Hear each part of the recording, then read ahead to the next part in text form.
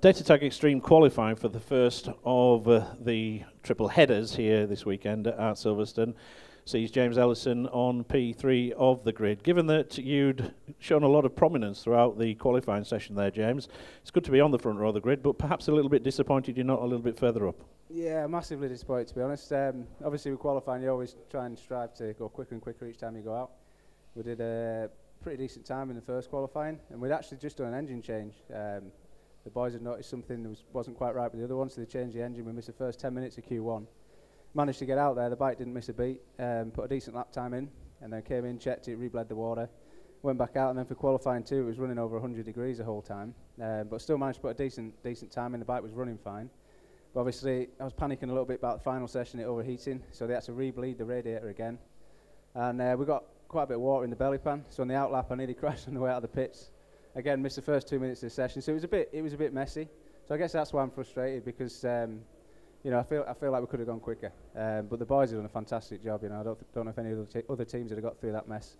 Got an engine back in 5 minutes before the session and got us back out with it running as well as it did. It was just the fact we didn't have time to bleed the radiator. That was the only problem with it. So yeah, disappointed not to be on pole position. It's McCann's home round as well, or their sponsored round. So it would have been nice to get pole, but certainly front row of the grid's a good start. And obviously Jason put a decent lap in as well. I don't know if I'd have been able to match it, but I would have certainly been a bit closer than I was in that last lap. So yeah, just a bit disappointed, but all in all, it's not too bad. You've won a race around Silverstone before, British Superbikes, and after your victory at Cadwell Park, it would be good to finish the season in style. Of course, you've still got an outside hope of getting into the showdown. Yeah, that's it. All three of us have. You know, that's a good thing. We're all the outsiders at the minute, the underdogs, as people want to call them, and everybody's riding strong. So it's going to be one hell of a race, or 3 races, should I say? And all we can do is just go out there and give it our best shot. Good luck, James. Thanks. Thank you. Move on to Jake, who put the RF Regular Reserves Kawasaki on P2 of the grid. Jake, important that you get a good start in the first of the 3 rounds here this weekend. Lots of points up for grabs, and of course you're just outside the cusp of the showdown, so looking to try and get a good start and make a good race of it. Yeah, definitely, and only being 5 points behind Luke, and I think 10 or 11 behind Josh.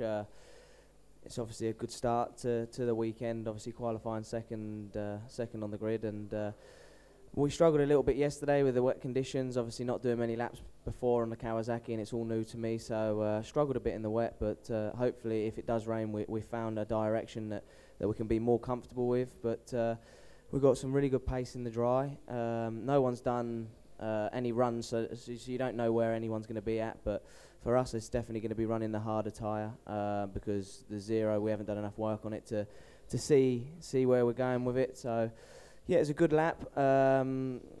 It could have been a bit better. I made a few mistakes, but I'm young and just hungry for it. So yeah, like I said, made too many mistakes, but yeah, happy to be second on the grid. And like I say, I just want to get 3 solid races and make it into the showdown. Did riding here at the Grand Prix help at all? It was only 2 weeks ago. You got a lot of laps in the Moto2 British Grand Prix. Has that helped you at all this weekend? It's actually hindered me. When I went out, I was riding it like a Moto2 bike, too much on the edge of the tyre, and you wouldn't believe the difference in the riding styles that you have to ride between Moto2 and Superbike. So it took me a while to get back into it, but I feel like I'm back in the groove now, and hopefully I can have a strong race today. Thanks, Jake. Good luck. Cheers, thank you.